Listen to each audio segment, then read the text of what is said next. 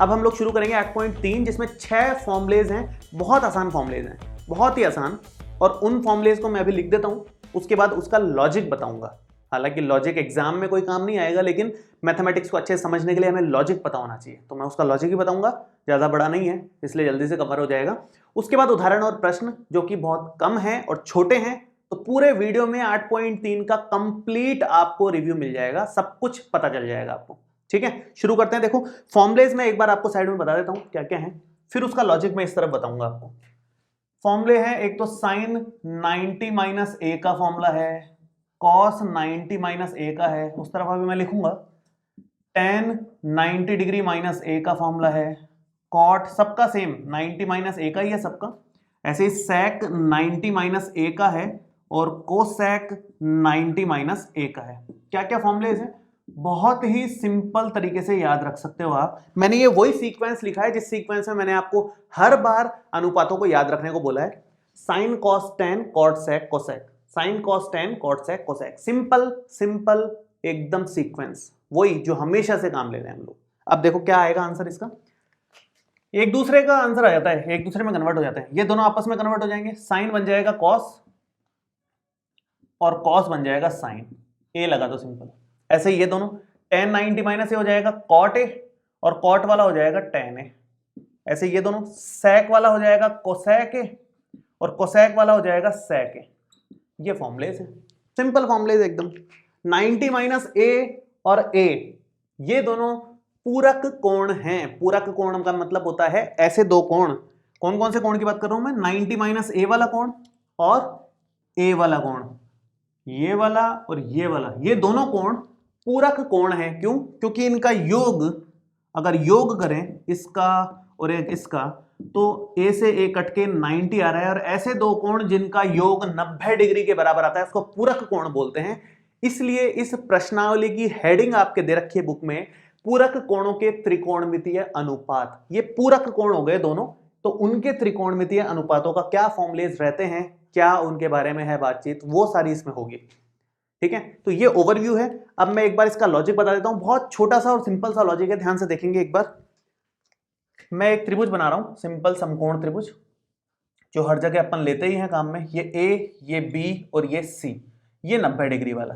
ठीक है, अब दो कोण हैं इसमें जिसके बारे में अपन बात करेंगे। एक तो कोण ए के बारे में बात करेंगे, और एक और कोण मैं इस तरफ बनाऊंगा उसके बारे में भी बात करेंगे हम लोग, सी कोण के बारे में। मैं दो त्रिभुज बना रहा हूं, जब भी अलग अलग कोणों के बारे में बात होती है तो अलग अलग त्रिभुज बनाते हैं हम लोग। ये एक बार सी कोण के बारे में चर्चा करेंगे।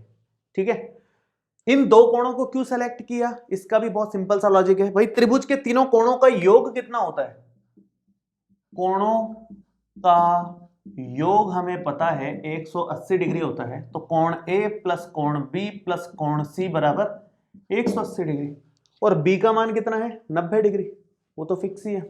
तो कोण ए प्लस 90 प्लस कोण सी बराबर 180 डिग्री, और ये 90 डिग्री उधर ले जाओ, 180 में से माइनस कर दो। 180 में से माइनस करके कितना बन जाएगा, ये 90 बन जाएगा। 180 माइनस 90 90 हो जाएगा। तो कोण ए और कोण सी का टोटल कितना आया, 90 डिग्री। जिन दो कोणों का योग 90 डिग्री आ जाता है उनको क्या बोला जाता है, पूरक कोण। कोण ए और कोण सी पूरक कोण हैं, इसलिए हम इन दो कोणों में इंटरेस्टेड हैं, क्योंकि पूरक कोणों के त्रिकोणमितीय अनुपात हमें निकालने हैं। यहां तक बात क्लियर हो गई होगी मेरे ख्याल से आपको। अब शुरू करते हैं। मैं एक काम करता हूं, मैं केवल इन तीन के फॉर्मुलेज आपको बता देता हूं कैसे आए, उसी तरीके से नीचे के तीन के फॉर्मुलेज हैं, है ना। ये तीन आ गए तो ये इनके ही उल्टे होते हैं, कुछ खास बात है नहीं। ये तीन आ गए, वैसे ये तीन है, जगह थोड़ी कम है इसलिए मैं केवल तीन के बता देता हूं आपको लॉजिक। सेम लॉजिक सब में चलेगा। तो शुरू करते हैं। सबसे पहले यहां पर आप थीटा ये दे रखा है, थीटा के सामने वाली भुजा को क्या बोलोगे, लंब। ये हो जाएगी हमारे पास लंब। ये है 90 डिग्री के सामने वाला कर्ण, और ये माना जाएगा आधार। सेम ऐसे ही थीटा ये है, इस बार इसके सामने वाला कोण ये है, कोण के सामने वाला लंब माना जाता है। 90 डिग्री के सामने वाले को आप कर्ण बोलते हो, और जो बच गया वो हमारे पास आधार है। ठीक है, शुरू करेंगे अब यहां से। सबसे पहले यहां से मैं साइन ए निकाल रहा हूं, फिर मैं कॉस ए निकालूंगा, और फिर मैं टेन ए निकालूंगा। तीनों के मान निकालता हूं, मैं तीन के लिए कर रहा हूं केवल यहां पे। ऐसे यहां पर सबसे पहले मैं यहां भी साइन सी निकालूंगा, फिर निकालूंगा मैं cos c और इस तरफ मैं निकालूंगा tan c। ठीक है, उधर कुछ और भी लिखना है इसलिए जगह ज्यादा छोड़ी है मैंने। फॉर्मूलेज क्या है? फॉर्मूलेज एकदम सिंपल है, मैं इधर लिखता हूं लाल कक्का, इससे हमने याद किया है। आपने जिस भी लॉजिक से याद किया हो उससे कोई दिक्कत नहीं है, आपको बस फॉर्मूलेज पता होने चाहिए। अब साइन का फॉर्मूला क्या है? साइन का फॉर्मूला है लंब बटे कर्ण, लंब बटे कर्ण बस।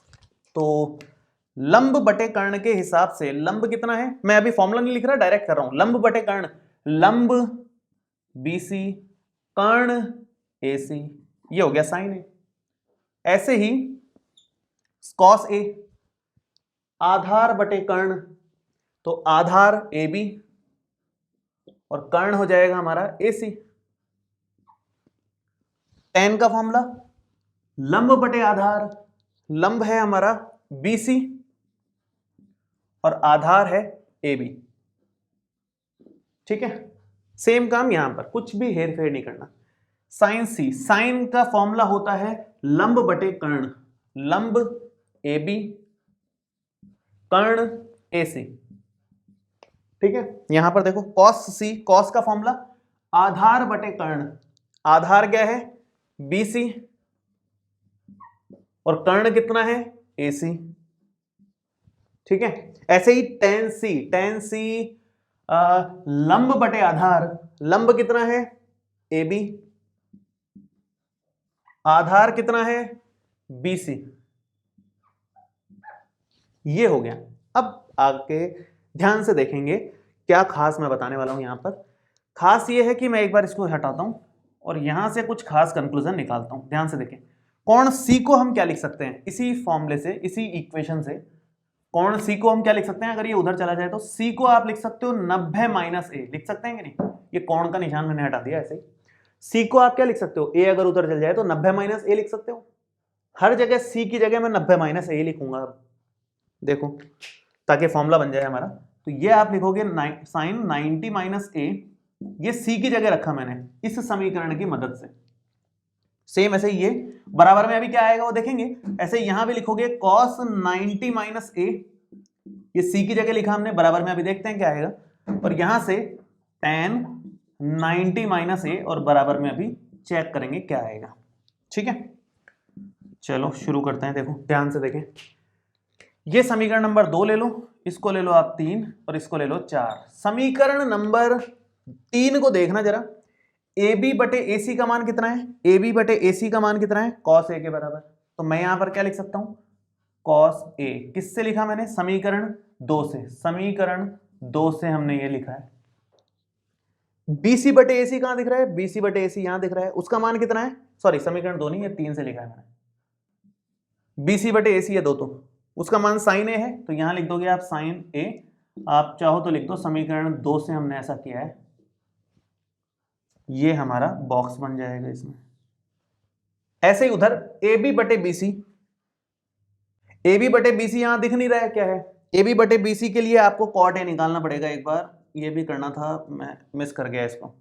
cot A क्या होता है? tan A का उल्टा ही होता है। चाहो तो फॉर्मूले से कर लो या यहां से कर लो tan A का उल्टा। tan A का उल्टा मतलब AB बटे BC लिखा जाएगा और ये इक्वेशन नंबर 5 हो जाएगी। अब इसको देख करके AB बटे BC, AB बटे BC का मान कितना हो गया? cot A। तो इस तरह से आप इसको भी लिख सकते हो। वो क्या है, पूरे के पूरे 6 नहीं लिखे ना मैंने, यहाँ पर जगह थोड़ी कम थी, 4 से अपने इन 3 के तो काम हो जाएगा। ये मैंने लिखा है समीकरण नंबर 5 से। अब आप चेक कर लो भाई, फॉर्मूले हमारे सामने आ गए हैं। साइन 90 माइनस A का formula cos A, cos 90 minus A का formula sin A, tan 90 minus A का फॉर्मूला cot A। ऐसे ही बाकी के 3 भी आप निकाल सकते हो, ऐसी कोई टेंशन वाली बात नहीं है। मैंने 3 निकाले हैं जगह की कमी के हिसाब से। ठीक है, तो मेरे ख्याल से लॉजिक आपको क्लियर हो गया होगा। पूरक कोण किस तरह से यहाँ पर फॉर्मूले में आ रहे हैं और कैसे हमें अप्लाई करना है, वो अभी एग्जांपल्स के थ्रू आपको समझ में आ जाएगा और क्वेश्चंस के थ्रू समझ में आ जाएगा। बहुत छोटे से एग्जांपल्स और छोटे छोटे क्वेश्चंस हैं, ज़्यादा कुछ बड़ा नहीं है इसमें। ठीक है।